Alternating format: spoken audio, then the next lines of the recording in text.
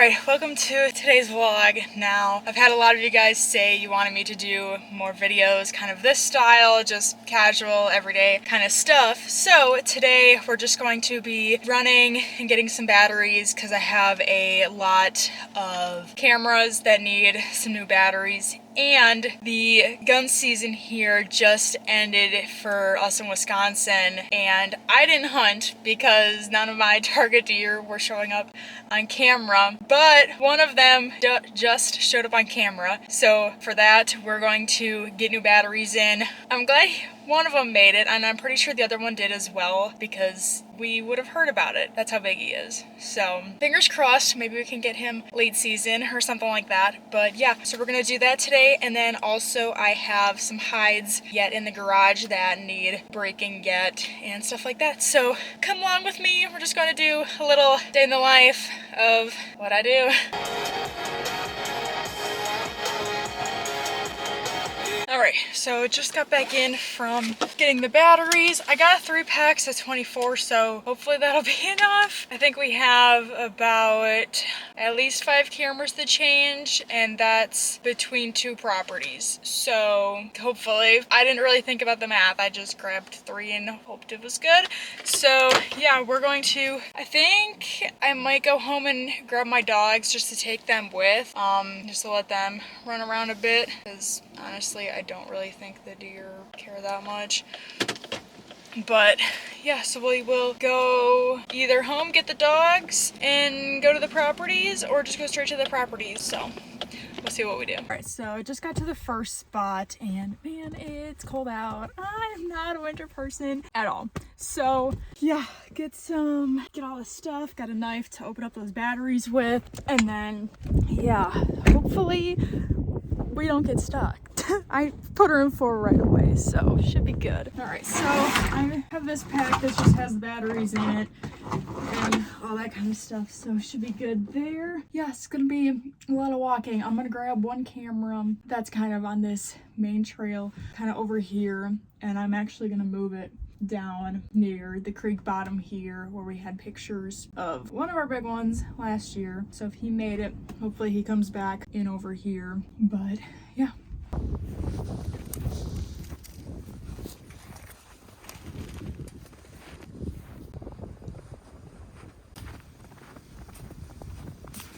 Just gonna look. So these look all to be deer tracks. So no coyotes or anything, just set any traps up. Alright, we got this camera that I'll be moving, and I think what I'm gonna do is drive down a little bit closer to the field just to not walk as far because it's pretty cold out there. Yeah, so I'll do that.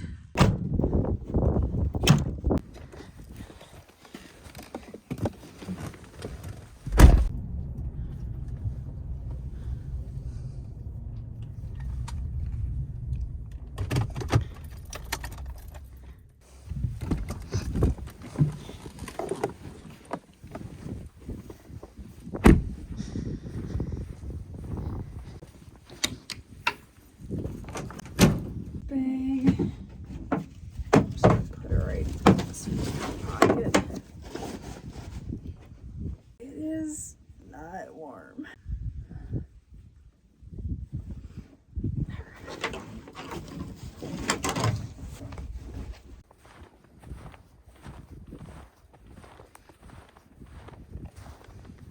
Alright, so we got this camera all set. Just time to get batteries in it. I think I'm gonna put it on a tree that's right in front of me here, so it faces the west more. God, these batteries are already going out. That's so great. Let me double check here.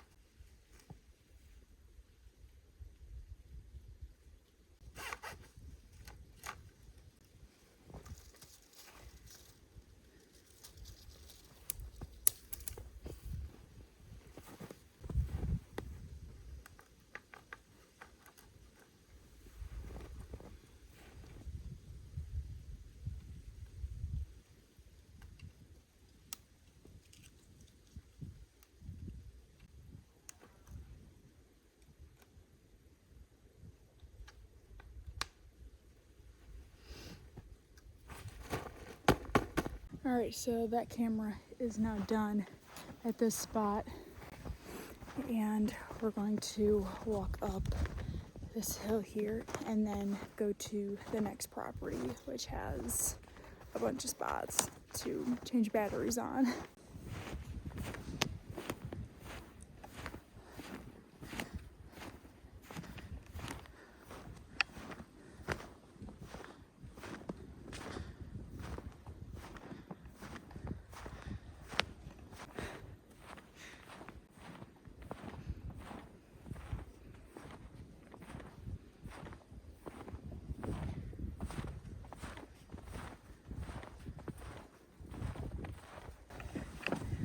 Alright, since gun season is over and I didn't go, so I had no luck, obviously, I want you guys to let me know in the comments how you guys did this season. Did you see anything? Did you shoot anything? Let me know how your season was, because mine sucked. I don't know if it was like everyone in Wisconsin, but I know my target bucks, they disappeared like within a couple weeks of bow season, and that's normally what I do, is I bow hunt. So yeah, let me know how your season was.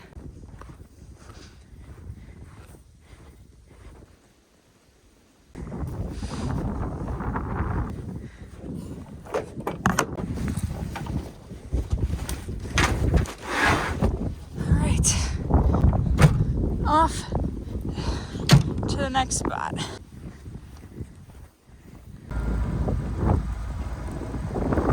Alright, so I just got to the next spot, and as I was pulling down in here, I saw 5 deer take off and run towards the other end. So that's great. I didn't think they'd be like right there. I couldn't tell what they were. They were running through the marsh and all the thick stuff. But yeah. Anyways, let's go check these cameras, put new batteries in.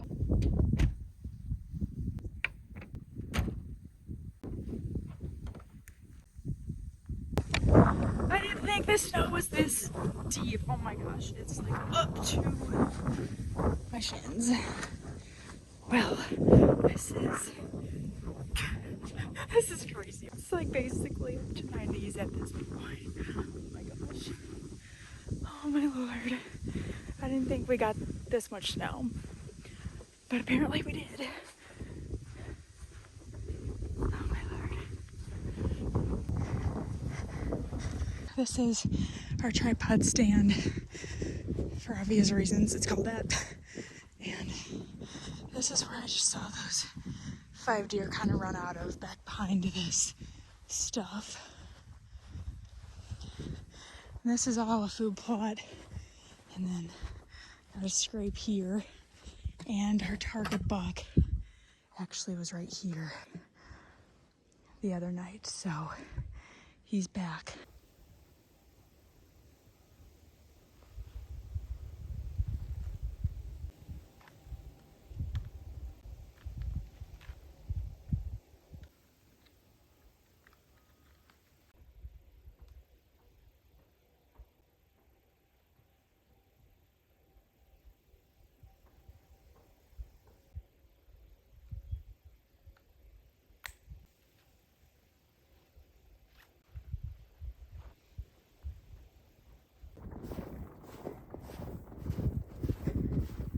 Alright, well, that tripod stand is done.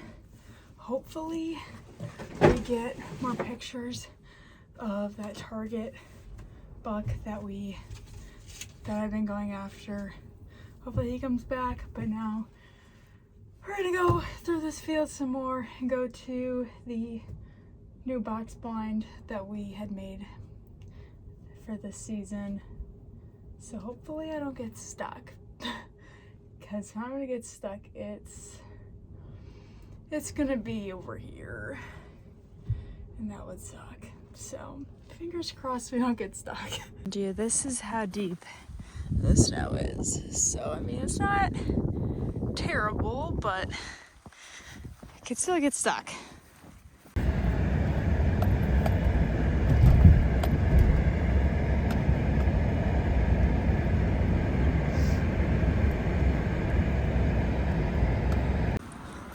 Well, there we go. We made it, and we didn't get stuck.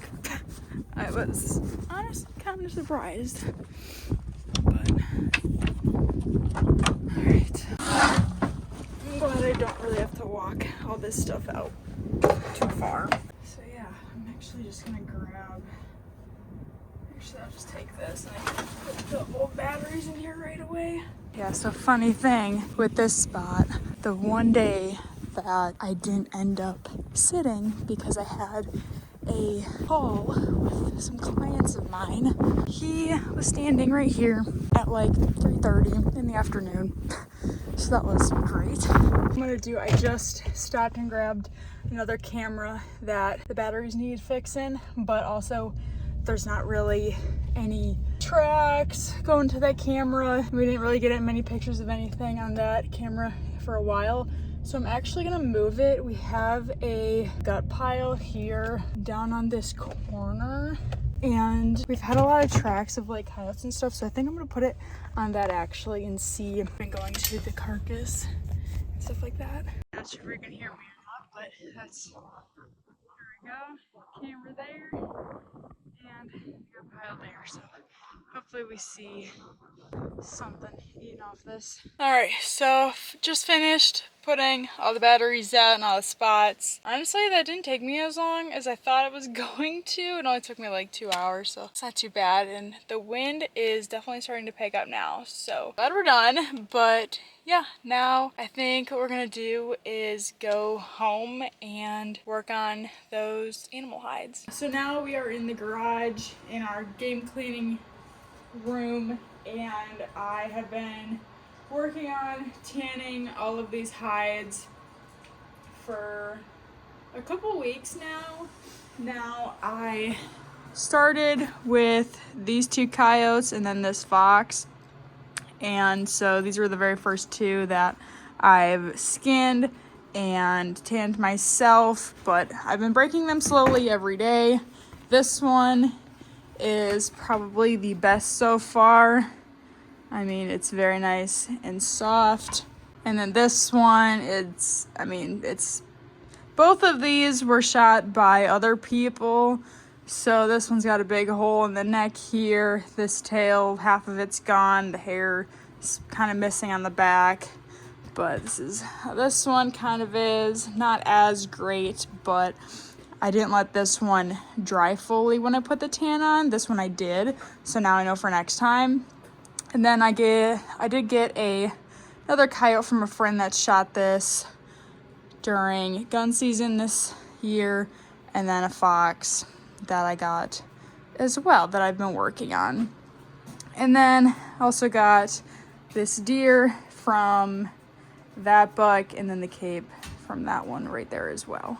So I'm gonna just go ahead and start with this deer cape just because it's on the fleshing board already. I don't have any professional setup or anything. I just kind of wanted to learn how to do this. So this is what we're working with. Now my garage also isn't heated at the moment, so it's probably about 40 degrees in here, maybe a little warmer. So these will stiffen up a lot faster than if you did have like a heated garage and stuff like that, which we should have heat in here pretty soon, but for now it's not. So like as I bring this hide down, you can kind of see all the lighter parts. That's what you want, and then you'll have like these darker patches. That's what needs to be pulled more. So I'm gonna put that corner or this color on the end of my fleshing board here. And now I'm trying to do this one-handed, but there, if you just saw that white show up, that's what you want. So I'll pull it again. You can kind of see it a little bit. Now I have been getting a lot of people saying they want to see more videos like this and stuff like that. Now hunting season is basically over for where I'm at, so there probably won't be any hunting videos coming out anytime soon. I do have some trips planned for end of December, January, and possibly February as well. So I will have videos coming for all of that stuff that does go on, but let me know if you have any other video suggestions or things you would like to see me do. But again, there's not much really here to do in the state of Wisconsin. And there, that one is pretty much done for right now.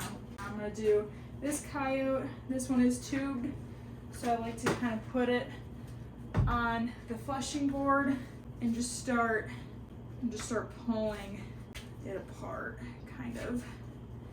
But then also using the board, so like right there, you can see that white turn. That's what you want.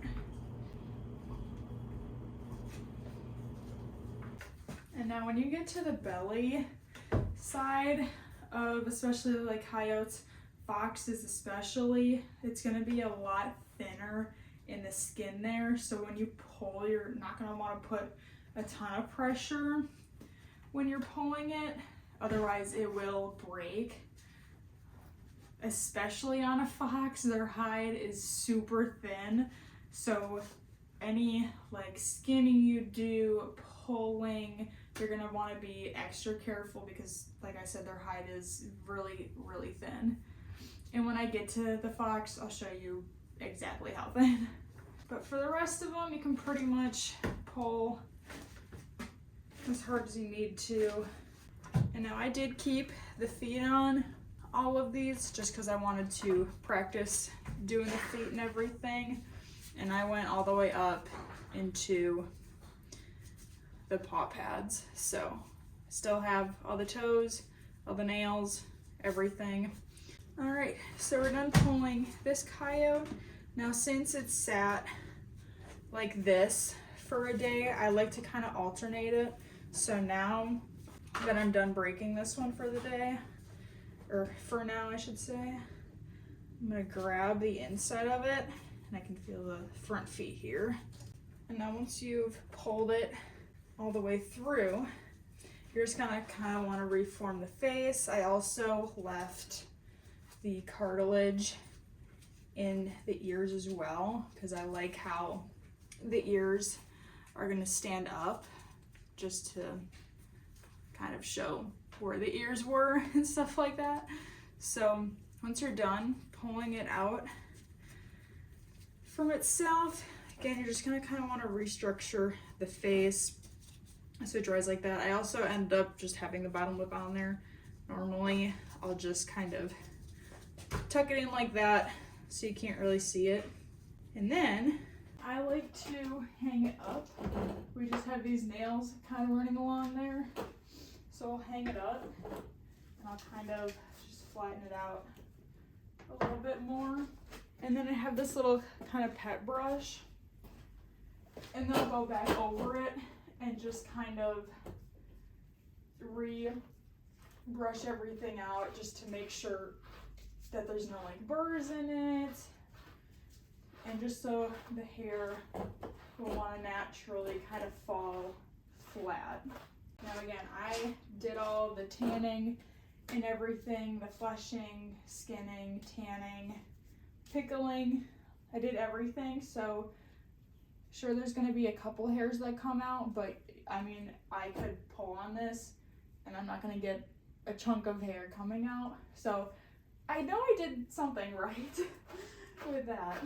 So yeah, I just kind of like to brush it, and then it kind of looks all nice, kind of laying there. Can do the tail as well. And there you go. There's that one done.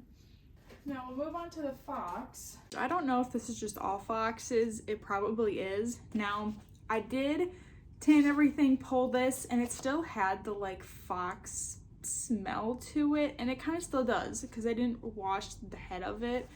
So like if I pulled this out and smelt like the rest of the fox, you can maybe smell like a hint of what a fox would smell like. It doesn't smell good, by the way, if you've never smelled what a fox smells like. It doesn't smell great, but I did go through and wash it again with Dawn dish soap just because it's very gentle on everything and stuff like that. But if I just smell the head, it still gives off that like skunky fox smell, which isn't great, especially if you want to hang this up in your house or something. So I will probably have to wash the head. Now I didn't want to do it all at once because, like I said, this hide and skin is very, very thin. And if you obviously have it all wet at once and you're just grabbing onto it, messing around with it, you're gonna tear the hide in certain spots. Like, I'll give you an example. Now this has been drying, so it's back to kind of having some form, so I can kind of pull on it a little bit here and there. But, so I'm not gonna flip it in all the way. Again, like I said, the belly of any of these animals is the thinnest, so if you pull, it's gonna break, like tear. So, like an example, so I did, again, like I said, I re-washed this because it kind of stank. There wasn't this hole kind of in the bottom. Now, I'm gonna stitch this up when it's all done and everything like that because it'll just make it look a little bit nicer and stuff like that. So I will stitch it up, but yeah, you're gonna wanna be careful, especially with foxes. I mean, like I said, this is very, I don't know if you can tell, but it's very, very thin, very thin fur compared to like these coyotes.